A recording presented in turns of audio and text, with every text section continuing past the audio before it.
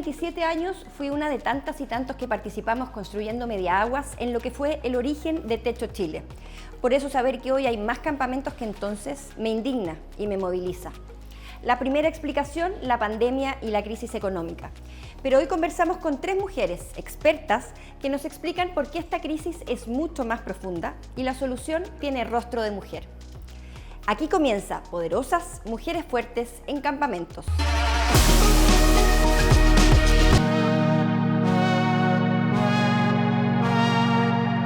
Y así comenzamos entonces este capítulo número 3 de Poderosas y estoy con 3 mujeres super power, super poderosas, ¿cierto?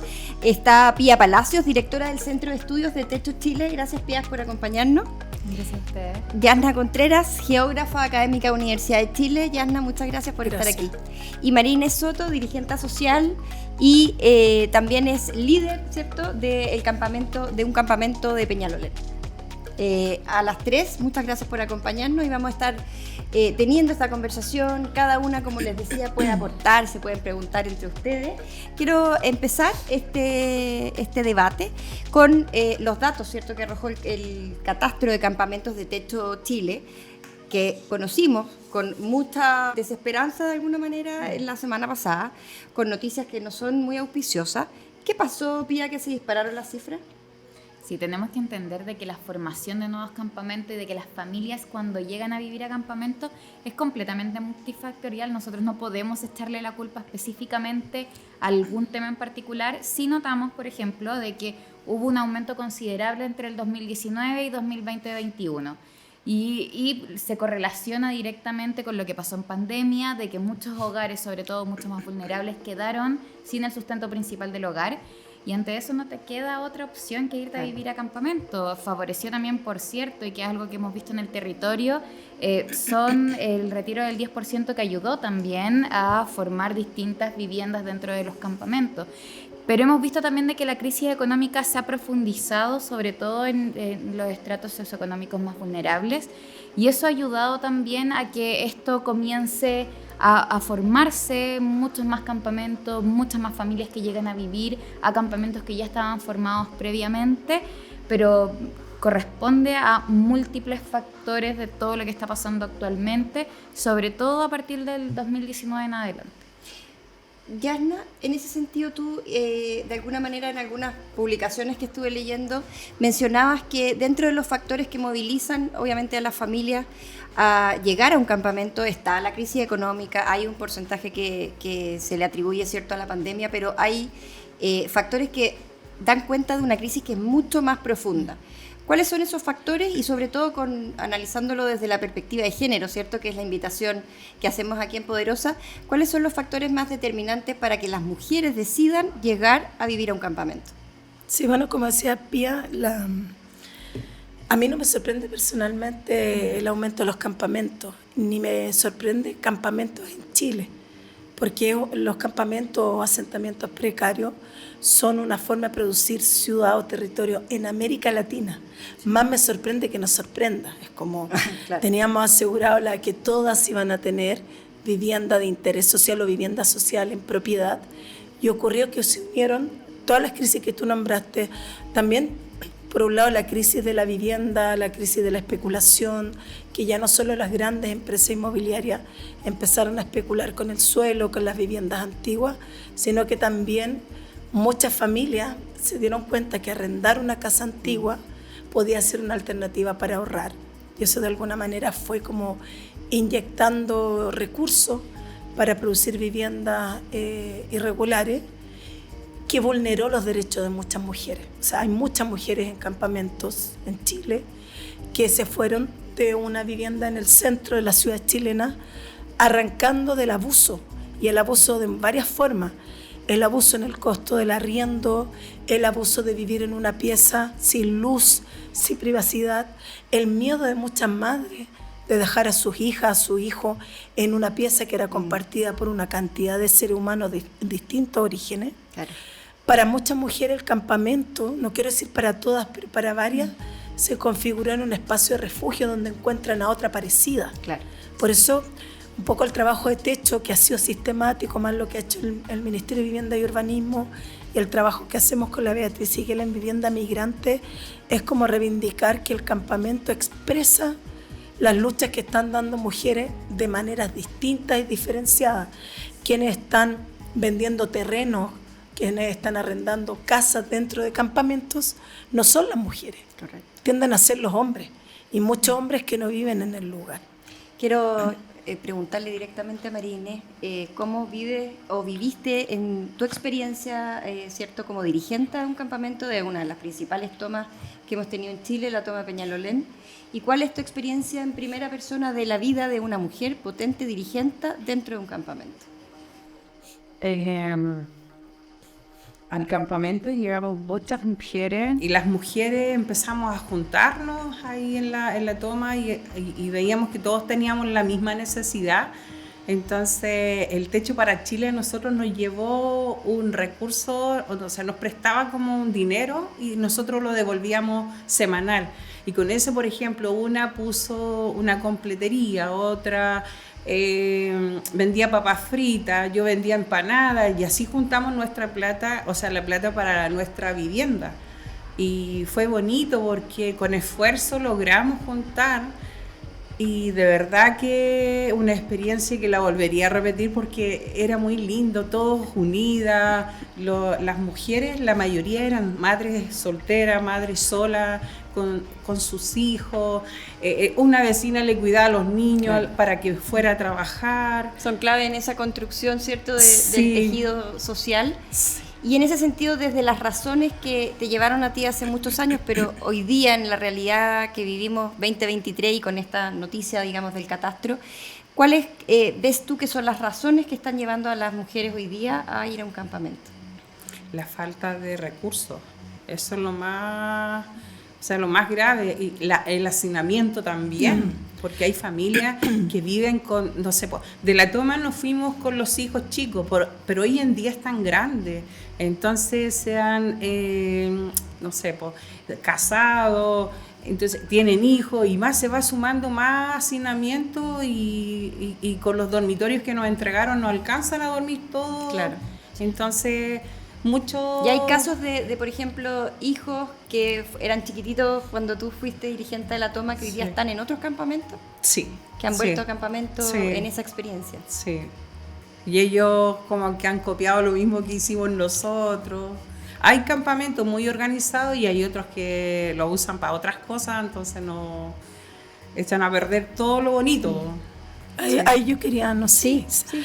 como dos cosas que nosotros vemos en trabajo trabajo más cualitativo en terreno, en algunos casos también nos hemos encontrado con compañeras o compañeros de techo, que lo que dice María Inés, claro, por un lado el campamento es respuesta a la forma como durante 40 años se entendió la vivienda social pequeña, como para una familia de 2 hijos, qué sé yo, siendo que las familias en Chile son más ensambladas. Entonces eso de alguna manera, el campamento también hay una parte que es resultado del allegamiento y del hacinamiento. Pero también yo quería poner en valor 2 cosas que dijiste, María Inés. Como el campamento, algunos campamentos, porque tampoco yo personalmente quiero decir que el campamento, vender una visión romántica que es perfecta, porque hay algunos que están formados por criminales. Sí. Hay algunos campamentos, ponte tú en Antofagasta, donde nosotras antes con dirigentes entrábamos y hoy día ellas no pueden entrar.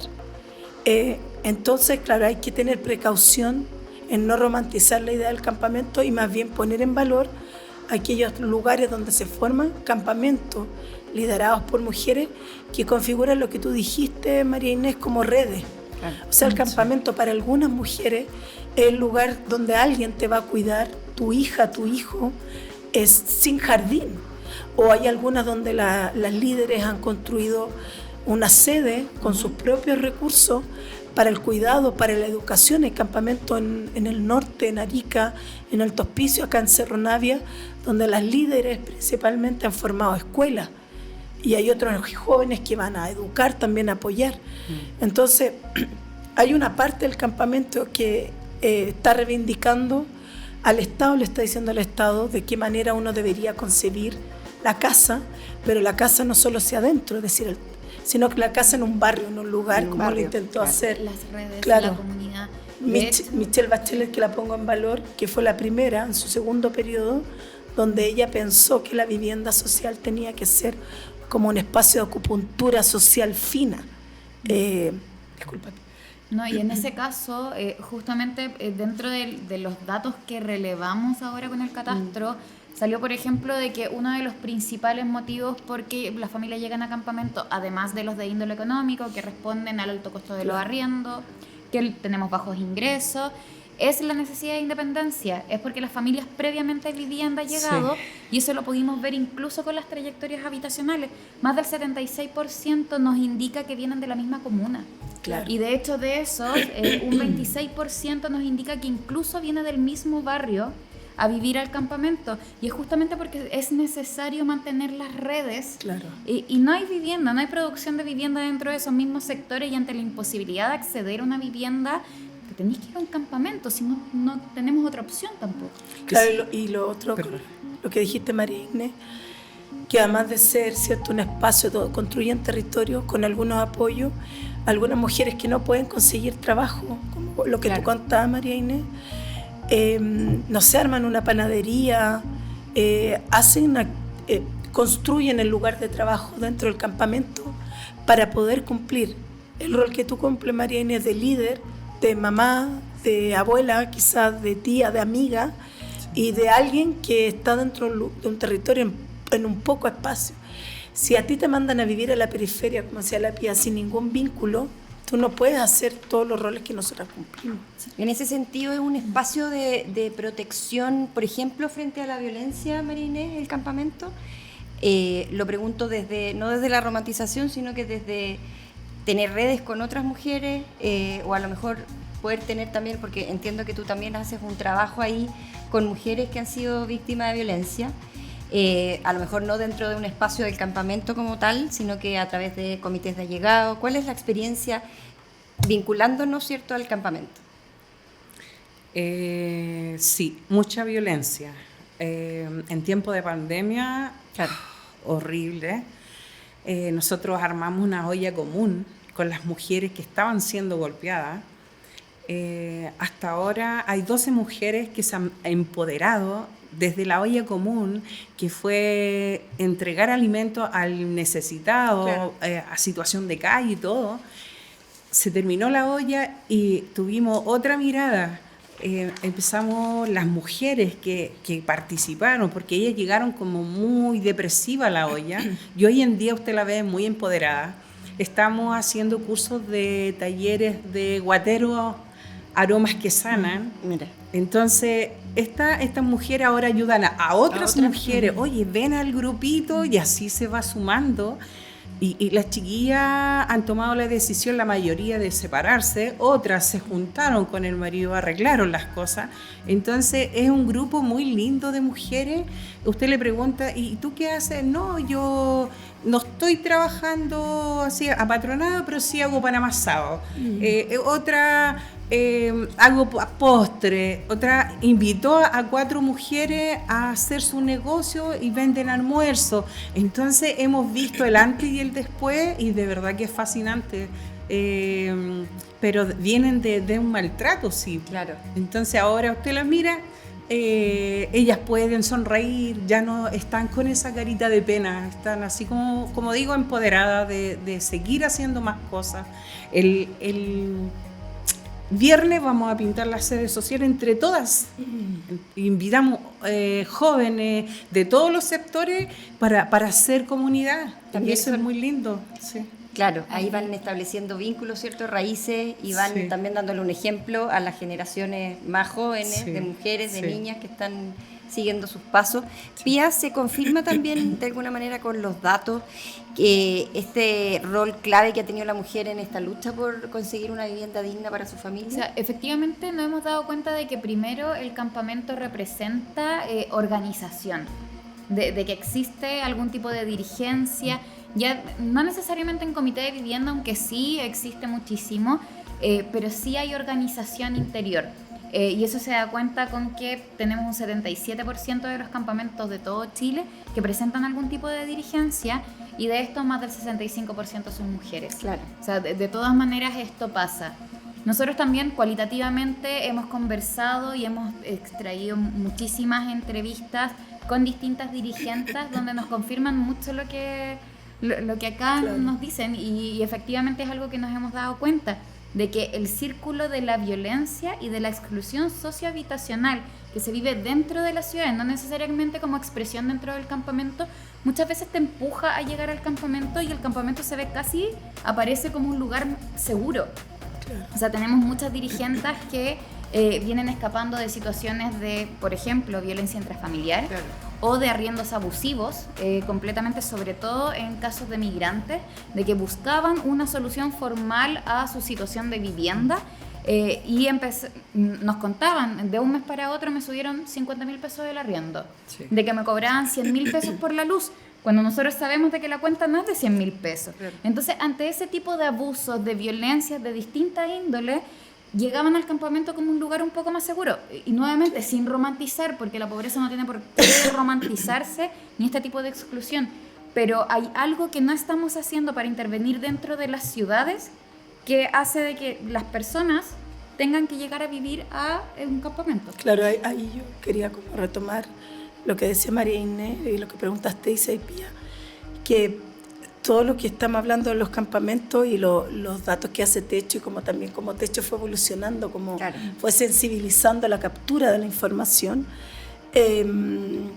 por una parte se plantea como el desafío de los resultados que las autoridades, bueno, la universidad también, la Universidad de Chile, yo lo digo para mis colegas y para mí misma, tenemos que hacer algo para que se norme la ciudad central, porque ¿cómo tú le vas a decir a alguien que de un campamento se vuelva a arrendar una casa, una pieza, si al interior de las casas aquí del mismo Santiago Centro se cometen delitos, es todo irregular, no puedes denunciar porque te echan? En Iquique, por ejemplo, con la Beatriz Seguel, nosotros entramos a lugares donde hay cámaras de seguridad. Tú dices, pero ¿por qué en esta casa antigua, en pleno centro de Iquique, hay cámaras de seguridad? ¿Para quién? ¿A quién están vigilando realmente? Lo otro, lo que dijiste, María Inés, cuando para una mujer, me acordaste de varias mujeres que yo entrevisté para un pequeño documental que hicimos la 17 de mayo en Cerro Navia. Para muchas mujeres, la flora, hacer huerto, plantar, se empezaron a capacitar con especies para autoproducir, para comer, pero también aromaterapia. ¿Cómo tú vas a llegar y erradicar a una comunidad donde el campamento para algunas, nuevamente, no para todas, para algunas se configuró en un espacio de sanación? Se sanaron muchas mujeres de Cerro Navia de la toma 17 de mayo, o por ejemplo hay campamentos en la misma 17 de mayo o en el norte, en Antofagasta, en Calama, que son formados por mujeres. Acá en la Cerro Navia, la 17 de mayo, mujeres mapuches, por ejemplo. También hombres, disidencias mapuches. No puedes darle la misma respuesta habitacional a una mujer mapuche o a un hombre mapuche que vive en la ciudad respecto a un ser humano mapuche que vive en territorios rurales. No puede ser. Hay muchas mujeres aymaras que yo trabajo con la Marcela Tapia en el norte, ella de la Universidad Arturo Prat, una colega que lleva como 20 años trabajando estos temas. Nosotros hemos entrevistado mujeres aymaras donde venirse a Chile, bolivianas aymaras, era una forma de arrancar del patriarcado, incluso del matriarcado. Y se mueven 15 días en Chile, 15 días se van a Bolivia, escapando de la violencia. Entonces, la respuesta que nuestro presidente o los desafíos que tenemos que hacer todas las que estamos acá, tienen que recoger la diversidad de mujeres que están produciendo campamentos. Por eso, lo decía ayer en otro lugar, a diferencia de cuando yo empecé a estudiar los campamentos hace de años, hoy día se hace mucho más difícil la respuesta política pública. Claro. Hace 10 años era más fácil, hoy día es más difícil. Pero de todas maneras hemos mantenido la misma mirada sobre la solución. O sea, se sigue tratando de resolver o de abordar el problema como un problema que es solo del Ministerio de Vivienda, solo, claro, solo como una casa. Claro. Y claramente es un problema multisectorial que debiera requerir, ¿cierto?, una respuesta intersectorial. Exactamente, y acá no tiene que ver únicamente el Ministerio de Vivienda, si claro, tenemos que trascender de eso. Tenemos, o sea, incluso dentro de la configuración de la ciudad interviene no tan solo el Ministerio de Vivienda, necesitamos infraestructura, necesitamos equipamiento, etcétera. Entonces es mucho más complejo y actualmente estamos viendo de que es todo mucho más complejo porque hay distintos tipos de campamento. no puedes tener la misma política pública de intervención para un tipo determinado de campamento, que era el imaginario que teníamos probablemente en el año 90 y tanto, 2000, donde existía el campamento como la mirada de las calles de tierra, que no sé, ese tipo de precariedad. Tenemos ahora una complejidad tremenda y donde también hemos fallado un poco es tener adecuación cultural. Exacto. Y en eso tenemos dentro, no sé, la misma vivienda adecuada te propone tener adecuación cultural para distintos tipos de vivienda, para que efectivamente tengamos algún tipo de pertinencia territorial. Nosotros nos hemos encontrado ejecutando el catastro, por ejemplo, vamos a encuestar a cada uno de los campamentos de dirigencia y hay gente que nos dice, me acuerdo una vez en un campamento en O'Higgins, nos dicen, no, si yo tuve mi solución habitacional formal y volví al campamento. Sí, claro. Le preguntábamos por qué, es que en mi casa de vivienda social no me caben los caballos. Claro. Y claro, no existe adecuación cultural.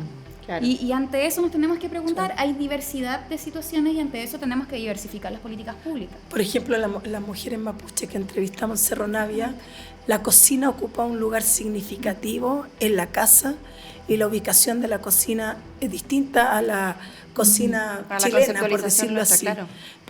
Pero ahí también quería preguntarle a María Inés, porque María Inés es un caso que te fuiste del campamento, claro, ¿cierto? La toma a una casa. A una casa. Alguien te preguntó ¿cómo te gustaría que tu vivienda fuese? Te planteo eso porque también quería hacerle un reclamo a los medios de comunicación. También los medios de comunicación siempre le van a preguntar al ministro o la ministra de Vivienda. Lo he dicho toda la semana, hay que ir a preguntarle a la ministra de la Mujer. Sí, ¿qué tiene que decir en materia de campamento? Hay que preguntarle a la ministra del Medio Ambiente si le preocupa que existan campamentos arriba de aluviones. Correcto. Hay que preguntarle a la ministra de Medio Ambiente o al director de la Exonem y Senapred si le preocupa que existan campamentos en quebradas que hoy día están secas, por decir. Claro que les tiene que preocupar, correcto, tienen que decir algo. María Inés, ¿cuáles fueron los factores que lograron que tú salieras de un campamento pensando en quizá como un ejemplo de haber logrado salir del campamento con tu familia? Quería mi privacidad, quería mi baño, porque que era horrible los baños de los campamentos, salir de las moscas, todas esas cosas que no era bueno para nuestros hijos. Entonces, ¿y la solución que se te propuso mantenía el barrio? Sí. ¿Y esa cohesión que ustedes habían logrado? En parte sí, en partes no. Por ejemplo, nos entregaron nuestra casa con un solo dormitorio, con 2 niños chicos, más mi esposo. Entonces, dormíamos en el mismo dormitorio. Claro. Y nos juntamos las mujeres, hicimos como una organización rápida y fuimos a la ministra Patricia Poblete en ese entonces. Ella no, como que la pensaba si nos daba la ampliación o no. Entonces la fuimos a molestar hartas veces. Al final dijo ya, junta la plata. No, si la tenemos. Nosotros nos organizamos bien, las platas, la libreta, todo. Y le fuimos a dejar las carpetas. Una asignación directa para que nos hicieran 2 dormitorios más. Y eso era calidad de vida. O sea, claro, cada uno tenía su dormitorio. Y el baño, ese es el error del gobierno, no sé de quién, que el baño está al lado del comedor. Entonces claro, usted entra al baño y están comiendo y es un material ligero. Claro. Entonces, horrible. Ahora estamos luchando todas las villas de Extoma, de Peñalolén, todas las dirigentes somos más mujeres que hombres, sí, hay un solo hombre. Como en todas partes, sí, como en todos lados. Y estamos luchando para que nos saquen el baño hacia atrás, en el patio de atrás, y nos quede una cocina más amplia, porque claro, tenemos así como muy chiquitita la cocina, entonces usted tiene que entrar y sale el otro. Claro. Entonces eso es lo único fome. Deberían habernos entregado una vivienda con un dormitorio, o sea, con 3 dormitorios, con una cocina grande, un baño grande. Claro, eso es calidad. Eso es calidad de vida. Sea la realidad también de las familias chilenas de hoy.